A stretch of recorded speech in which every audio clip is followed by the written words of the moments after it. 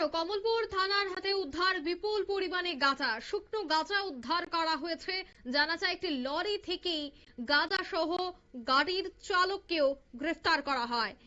প্রতিদিনের মতো কমলপুর থানার দুর্গা চৌমুনি নাকা পয়েন্টে পুলিশ চেকিং করতে বসে, আর সেখানে WB11C6078 নম্বরের পণ্যবাহী লরি সহ চালক রবি কুমারকে আটক করে থানার ওসি মহকুমা পুলিশ আধিকারিককে খবর দেয় এবং আজ সকালে কমলপুর ডিসিএম সহ পুলিশ আধিকারিকরা ঘটনাস্থলে গিয়ে ওই পণ্যবাহী লরির বিভিন্ন গোপন জায়গা থেকে 310 কেজি গাঁজা উদ্ধার করে থানায় নিয়ে আসে।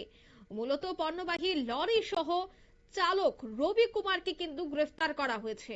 অন্যদিকে থানার ওসি মহকুমা পুলিশ আধিকারিককেও খবর দিয়েছে এই ঘটনায়।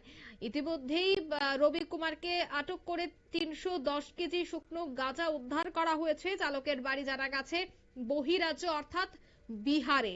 তবে সে বিষয়ে কি বলছেন কমলপুর মহকুমা পুলিশ আধিকারিক সমুদ্র দেববর্মা, শোনাচ্ছি।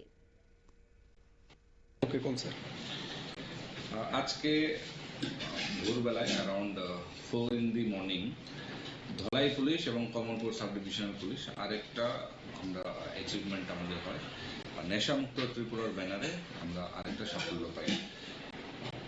আজকে on the basis of secret information একটি ট্রাক WB11C6078 কে আমরা ডিটেইন করি এবং ওই গাড়ির থেকে 310 kilos of dry cannabis in 31 packets আমরা উদ্ধার করি, যার বাজার মূল্য অ্যাপ্রক্সিমেটলি 1.5 CR এবং একজন আসামিকেও আমরা ডিটেইন করতে, অ্যারেস্ট করতে সক্ষম হই।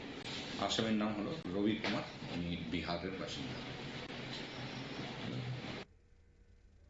আপনারা শুনলেন তাদের এই বক্তব্য। কমলপুরে 208 নম্বর জাতীয় সড়কে দুর্গা চৌমুনি এলাকা থেকে কিন্তু আটক করা হয়েছে এই শুকনো গাঁজা। নেশার যে বাণিজ্য অব্যাহত রয়েছে তা কিন্তু এই ধরনের খবরদারি স্পষ্ট, কারণ প্রতিদিন সংবাদ শিরোনামে দেখা যায় যে নেশা জাতীয় দ্রব্য আদান প্রদানে গ্রেফতার করা হচ্ছে গাড়ির চালক এবং সহচালককে, তার পাশাপাশি আটক করা হচ্ছে মাদক দ্রব্য, নেশা সামগ্রী। কিন্তু তারপরেও দেখা যাচ্ছে রাজ্যের বিভিন্ন জায়গায় নেশার রমরমা বাণিজ্য কিন্তু অব্যাহত রয়েছে।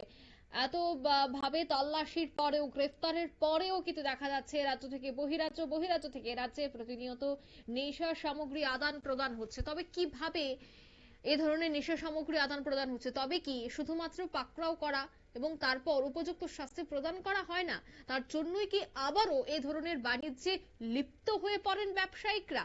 প্রশ্ন কিন্তু উঠছে। নিয়ে নিচ্ছি ছোট্ট একটি বিজ্ঞাপন বিরতি, সঙ্গে থাকুন।